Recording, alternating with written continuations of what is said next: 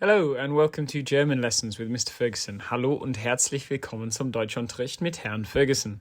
Diese 14. grammatische Stunde, the 14th grammar lesson, ist, wie man Reflexivverben benutzt. How to use reflexive verbs. Before wir anfangen, please don't forget to like this video. Bitte klickt gefällt mir. And to subscribe to my channel so that I can keep helping you with your German. Bitte vergesst nicht zu abonnieren.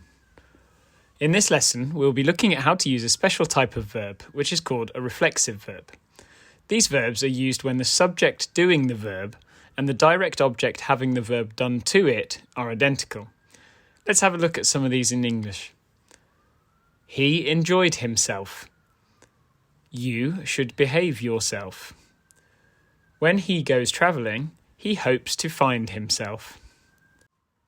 When we find a reflexive verb in the dictionary, there are two words instead of one. One of them is the normal infinitive, but the other is the word sich. Here are some examples which we'll use to form sentences later. Notice that even though they're reflexive in German, they might not need the word yourself in English. Sich beeilen, to hurry. Sich entspannen, to relax. Sich erholen, to recover.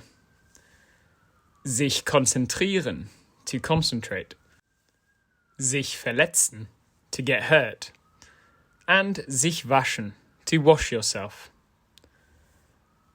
The first thing to know about these verbs is that the direct object of a reflexive verb is called the reflexive participle. This is therefore the self version of the subject. For example, in English, we use I with myself, you goes with yourself, etc. In German, these are as follows. Ich is used with mich. Du goes with dich. For er, sie, es and man, we use sich. For wir, it's uns. Ihr goes with euch. And sie and sie both go with sich. To use the correct word order with a reflexive verb, we need to make sure that the verb part of the reflexive verb is the second idea, as we usually do. Let's look at an example using sich entspannen, to relax. Step 1. Choose the pronoun. Here, we'll use ich. Step 2. Conjugate the verb and put it in the second position. Entspanne. Step 3. Use the correct form of sich in the third position. The subject pronoun and the form of sich want to stay as close to each other as possible, but the verb is usually in the way. For ich, the form of sich that we use is mich. So to say I relax or I am relaxing, we say ich entspanne mich. These forms of sich are the accusative case versions of the reflexive participles. Some reflexive verbs will have a dative case reflexive participle, and this happens when there is a different direct object of the verb, and the self word is the indirect object. If you're not sure what I mean by direct and indirect objects, it's a good idea to go back and watch my accusative and dative case videos, starting with the accusative by clicking the banner now. Let's have a look at an example in English. I am buying myself a car. In English, context tells us that I'm buying a car and that I'm buying it for myself. It's extremely clear that I'm not paying for myself and then giving myself to the car as a present. In German, this context is established by the case system. Sich etwas kaufen is to purchase something. In German, the good news is that only the reflexive participles which go with ich and du will change in the dative. So these are mir and dir. All the others, sich, uns, euch and sich, will stay the same. So, I am buying myself a car would be ich kaufe mir ein Auto. A car is the direct object, so is accusative. Ein Auto, and I am the recipient or beneficiary of this action, so we use the dative reflexive participle mir. Here are some other verbs which have a dative reflexive participle.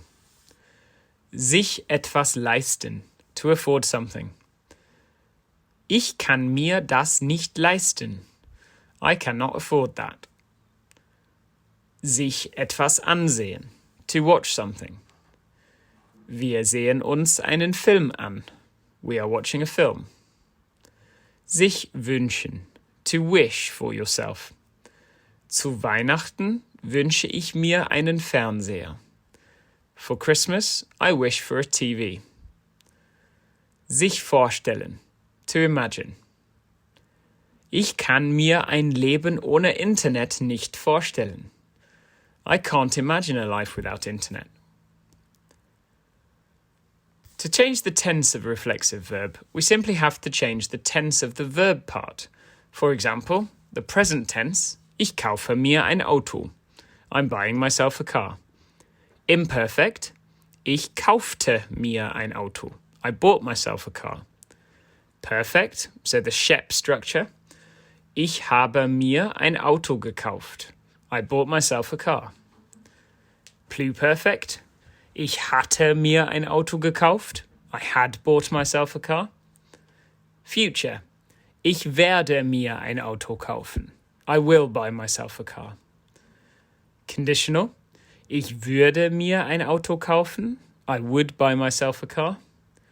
And future perfect, ich werde mir ein Auto gekauft haben. I will have bought myself a car. The final thing to mention about reflexive verbs is that some of them are also separable. If you aren't sure what a separable verb is, you can go back and watch that video by clicking the banner now. An example of a separable reflexive verb is sich anziehen, which is to get dressed or to put clothes on. We can tell this is separable due to the fact that the stress is on the first syllable of anziehen. We therefore follow these steps. Step 1. Separate the verb into its verb and its prefix. Here, these are an and ziehen. Next, we conjugate the verb part. I'm going to translate the sentence, I am putting on my jacket. So I'll start with ich, and I'll conjugate ziehen to ziehe. There is a direct object here, my jacket, which means that the reflexive participle has to be dative. In this case, the correct form is mir. The extra information here is the direct object, so we translate my jacket in the accusative case, which is meine Jacke. Finally, we put the separable prefix an on the end. So I am putting on my jacket is ich ziehe mir meine Jacke an. And so that's all there is to know about reflexive verbs. It's worth learning the reflexive participles for both accusative and dative, as well as how to recognise a verb. If you've enjoyed this video, you can tip me at ko-fi.com, that's ko-fi.com/Herr Ferguson. Any donations are gratefully received and allow me to continue to produce new content. Danke im Voraus. It's a good idea to pause the video now to recap what we've covered. Always remember that the verb has to be second, but that the reflexive participle tends to appear in the third position so as to be as close as possible to the subject. Habe ich etwas vergessen? If you're a native German speaker and think I've forgotten something important about reflexive verbs, please let me know in the comments. Bitte schreibt einen Kommentar. Also, please don't forget to click subscribe to receive all of my German lesson videos, language learning tips and updates. You can also follow me on Instagram with the username Herr Ferguson and on Twitter under @Herr Ferguson. Otherwise, from me, it's Danke und auf Wiedersehen.